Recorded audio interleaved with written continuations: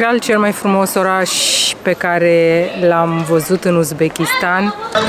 Doamna o să înceapă să facă pâine într-un cuptor care se numește tandir.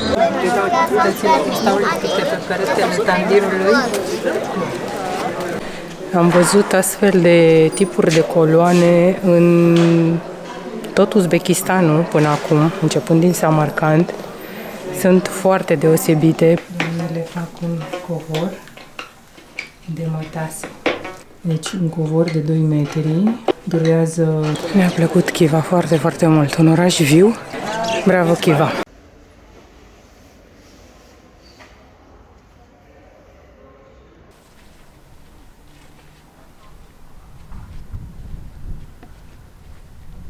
Aveam nevoie de ce am descoperit aici, adică de puțină istorie și artă și cultură. Salutare tuturor și bun venit pe canalul nostru de YouTube. Noi suntem Dana și Claudiu și împreună cu Mercedesul nostru T1, pe nume Hans, am plecat către est pe drumul mătăsii. Apasă butonul abonare și vino cu noi în această călătorie epică.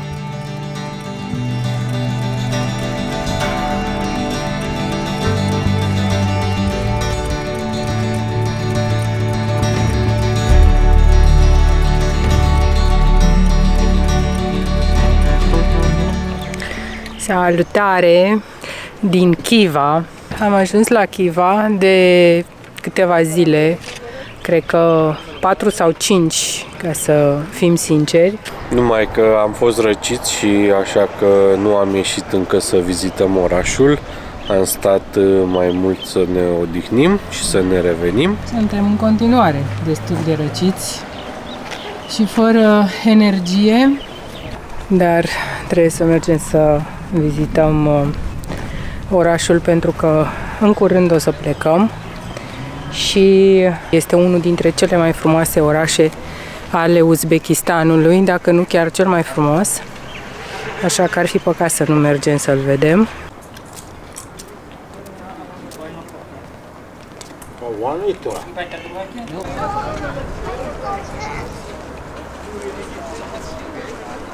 Minaretul Kalta Minor este cea mai legendară imagine a orașului Khiva. Are 29 de metri înălțime, dar ar fi trebuit să aibă în jur de 100 de metri. Aparent, după moartea celui care a comandat construcția lui, acesta a rămas neterminat.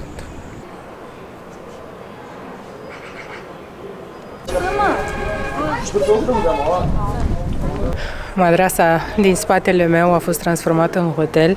Majoritatea madraselor au fost transformate în hoteluri. Ce spațiu frumos! Aceasta este curtea interioară a hotelului. Foarte frumos! Khiva este numele pe care îl știu străinii. Numele orașului și al regiunii este Khorezm.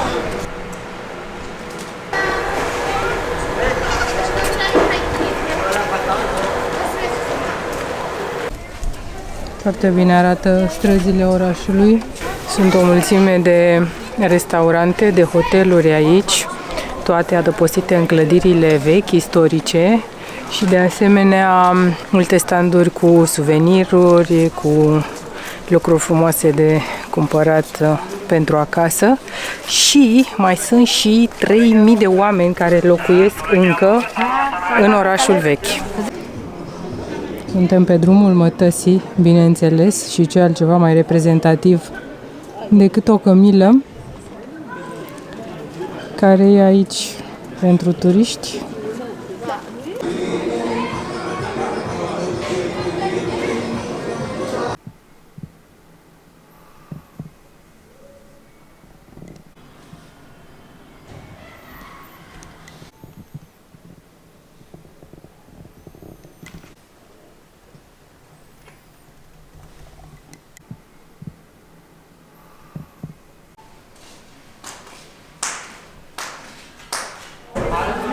Aceasta este cea mai cunoscută moschee din Khiva, moscheea Juma. Uitați-vă un pic cum arată porțile. Operă de artă. Impresionantă moschee. N-am mai văzut o moschee asemănătoare până acum. Are o structură formată dintr-o singură sală de 55 pe 46 de metri și 213 stâlpi din lemn. Astăzi doar 4 mai sunt originali. Stâlpii sunt așezați la 3,15 metri distanță unul față de celălalt într-o aliniere perfectă și motivele de bază cu care au fost sculptați sunt specifice regiunii Corezm. Iată și coloanele originale, 4 la număr. Am văzut astfel de tipuri de coloane în tot Uzbekistanul până acum, începând din Samarkand. Sunt foarte deosebite. De asemenea, moscheea dispune de 2 iluminatoare în tavan care creează o lumină foarte plăcută în interior.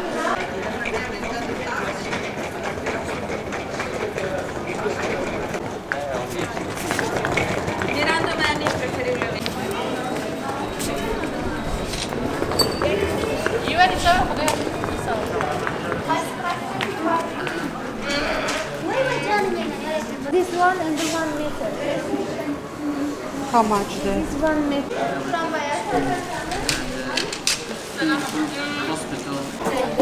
Ne alacak?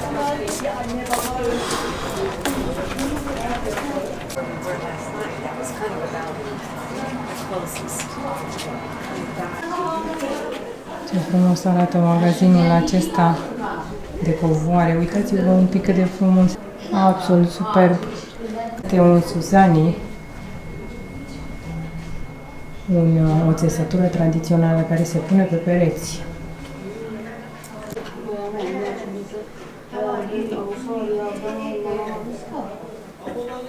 Iar aceasta este mătase. Foarte fină, bineînțeles. E un atelier aici, să vedem dacă putem să filmăm înăuntru. Hello. Doamnele fac un covor de mătase. Is this silk? Silk, only silk. Only silk. Yes. 1 carpet, 1 year finish. One carpet, la, la. 1 year. Yeah. 2 meter. Se termină un covor în 2 ani. 1 year finish. Big. Un covor. Little carpet, 6-7 months. Finish. So much work. Deci un covor de 2 metri durează un an, iar pentru un covor mai mic 6 luni. 1 day, 1 centimeter. Maybe.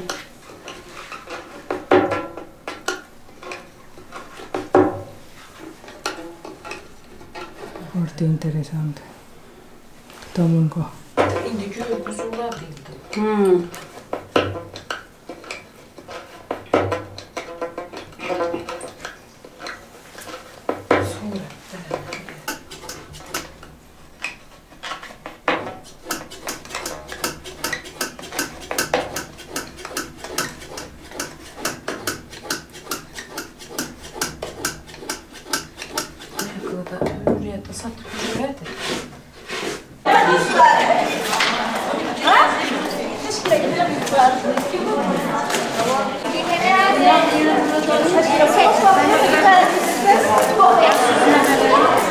Astronom da jsme určitě astronom, no čo?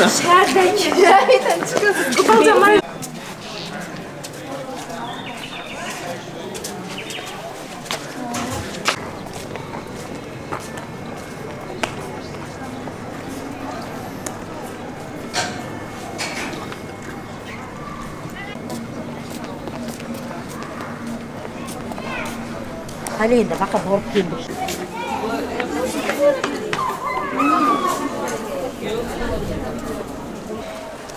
Cât de frumos orașul acesta, uitați-vă și voi. E frumos, oriunde te-ai uita. Mi se pare foarte bine conservat, clar cel mai frumos oraș pe care l-am văzut în Uzbekistan.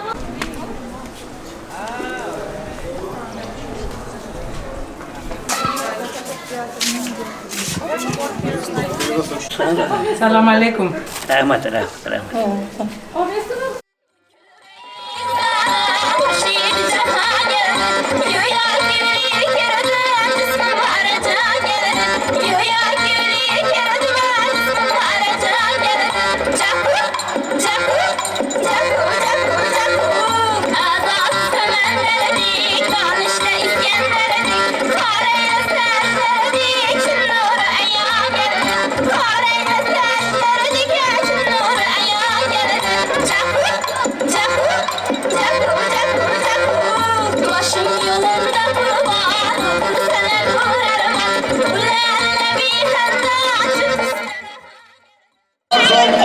Popor vesel, dansează, cântă, se bucură. Foarte frumos.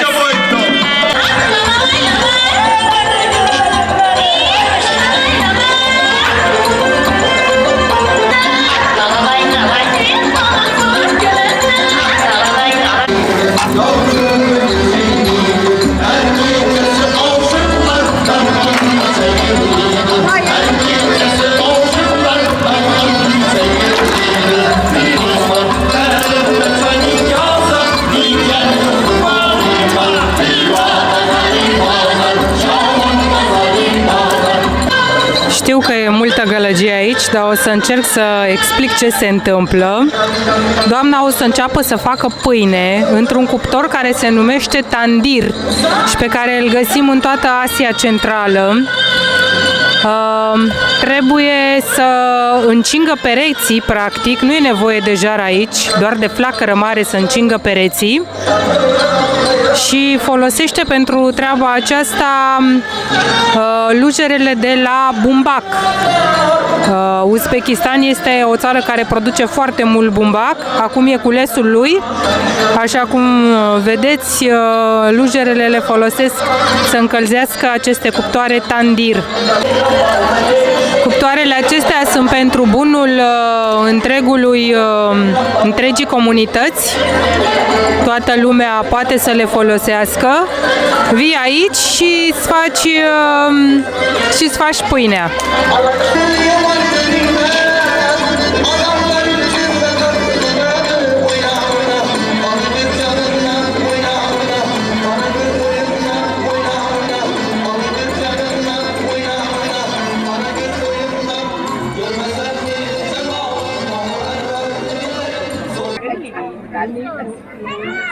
Wollen Sie sehen, was da rausgeht?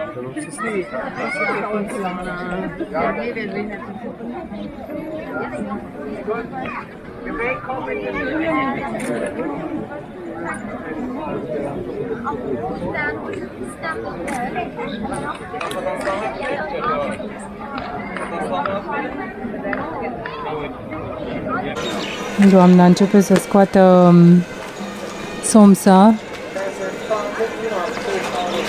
Dar sincer nu cred că sunt sonsa, ca o altă formă. Cred că sunt altceva. Ok, hai că vedem, cumpărăm și noi. A zis ghiume. Ghiume?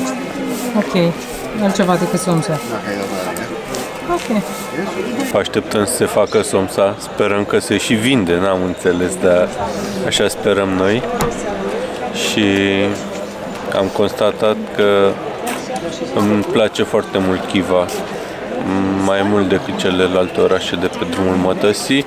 Îmi place că în fiecare zi sunt activități încetate, e vie, arată altfel și se simte altfel. Da, chiar foarte frumoasă experiență la Khiva. Uite, începe doamna să scoată somsa. Stau câte pe peretele tandirului. Iau cu acel dispozitiv special.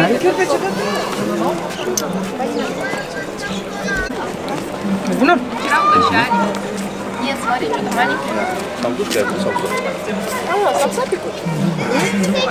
Toată lumea așteaptă la samsa.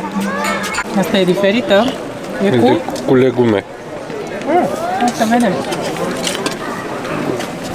Să spunem că nu e niciun euro în samsa.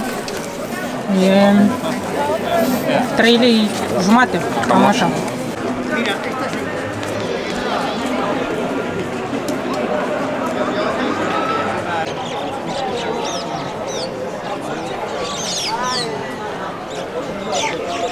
Absolut incredibil. Ce loc!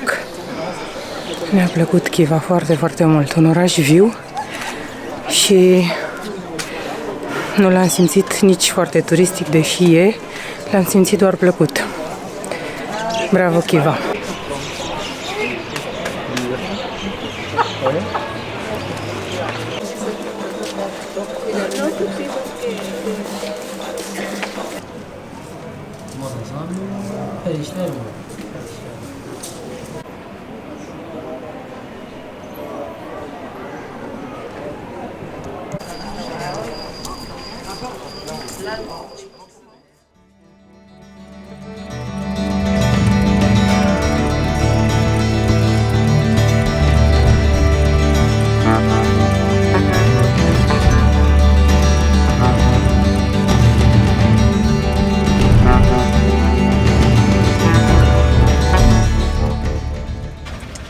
Ne-am oprit să punem motorină. Aici, ca în toate țările din Asia Centrală, trebuie să plătești mai întâi și apoi pui motorină. Cu alte cuvinte, trebuie să știi cât intră în rezervor. Dacă vrei să faci plinul, trebuie să bănuiești.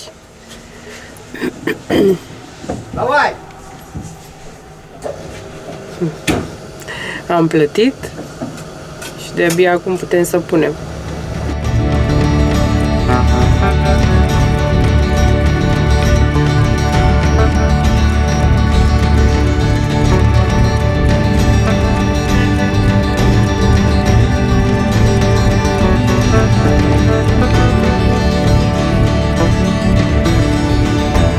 Astăzi am părăsit Khiva după 5 zile. Mergem către vest, bineînțeles. Trebuie să fim la granița cu Rusia la 1 octombrie. Mai sunt 9 zile până atunci. Mergem către Nukus astăzi. Suntem în regiunea semi-autonomă Karakalpakstan și este cea mai mare regiune a Uzbekistanului, cea mai săracă și deșertică. Aici a început deșertul, marele deșert Kizilkum. Noi o să mergem în capitală, în Nukus, și apoi o să mergem și către Marea Aral, dar întâi pe listă e Nukus.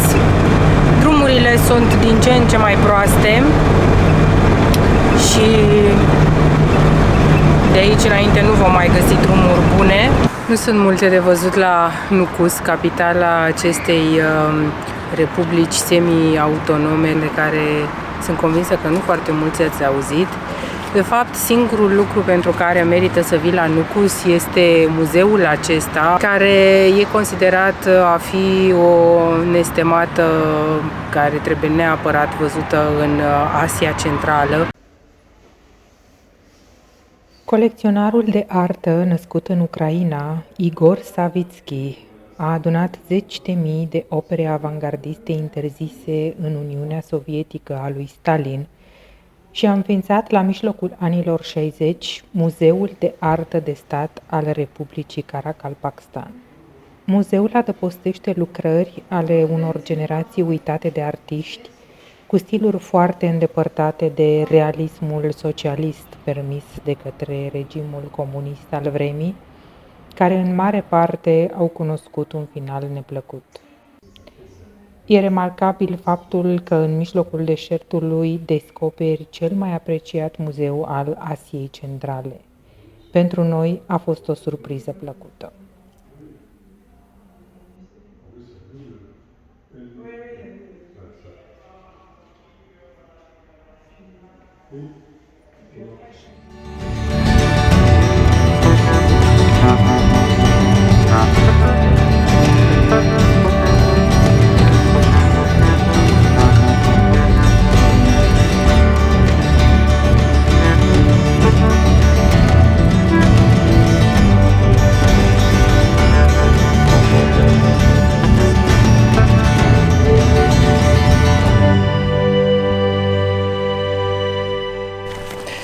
Am ajuns la Muinac. Muinac era odată un port aglomerat de la Marea Aral și spun era odată pentru că astăzi este un oraș semi-părăsit.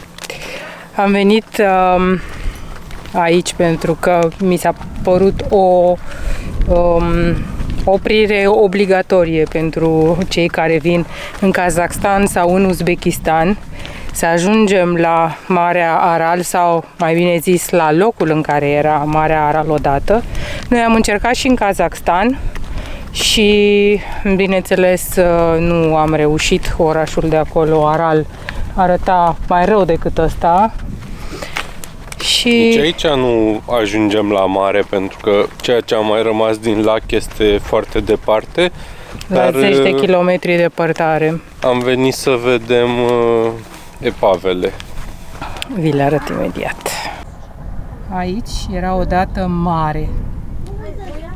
Tot ce se vede în față era mare. Acesta este fundul mării. Zeci de mii de tone de pește erau pescuite aici, în portul de la Muinac. Acum aceste pescadoare au rămas în nisip. Ce priveliște, nu? Responsabili pentru acest dezastru ecologic sunt rușii, care au deviat cele două râuri care alimentau Marea Aral în așa fel încât să irige pământ pentru creșterea bumbacului, deoarece Uzbekistan a fost desemnată țara care să producă bumbacul pentru toată Uniunea Sovietică. Așa cum știți, pentru creșterea bumbacului trebuie multă apă. S-au deviat cele două râuri și între timp Marea Aral a început să sece. Este considerat cel mai mare dezastru ecologic al secolului 20. O mulțime de oameni au părăsit Muinac, așa cum s-a întâmplat și în orașul Aral din Kazakhstan, pentru că, bineînțeles, nemai având pește, au trebuit să își găsească altceva de lucru. Mulți trăiesc acum în sărăcie și foarte mulți au părăsit deja aceste localități care cândva erau înfloritoare.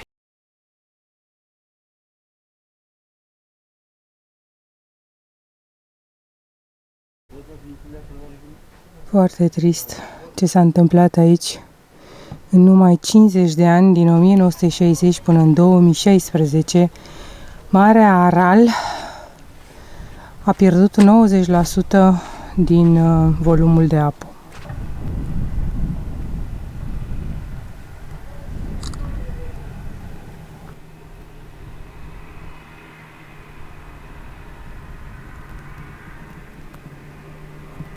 Chiar dacă nu e cel mai vesel final, Aici se încheie drumul nostru prin Asia Centrală. aceasta este ultima țară nouă pe care o vizităm, Uzbekistan, și de aici până în granița cu Kazakhstan nu mai sunt decât niște kilometri de deșert, așadar nu-i mare lucru de filmat. Să spunem despre Uzbekistan că aveam nevoie de ce am descoperit aici, adică de puțină istorie și artă și cultură. Uzbecii sunt un popor vesel, cărora le place muzica, sunt tot timpul cu zâmbetul pe buze, ne-am simțit extraordinar de bine aici. A fost o surpriză foarte plăcută Uzbekistanul pentru noi. Da, ne-am așteptat să nu ne placă pentru că aici nu e vorba despre natură și nouă ne place natura, dar orașele astea, vechile orașe de pe drumul mătăsii, sunt ceva care trebuie neapărat vizitat și ne-a făcut plăcere să le cunoaștem și să învățăm despre istoria locului în felul acesta. Asia Centrală. Wow! Ce putem să spunem? Foarte diverse țările între ele, popoarele între ele, cultura lor, diversă natura. Ce am trăit aici a fost extraordinar. Sincer, una dintre cele mai frumoase aventuri pe care probabil o vom ține minte toată viața. Mulțumim, Asia Centrală, Pe data viitoare. Și pe data viitoare.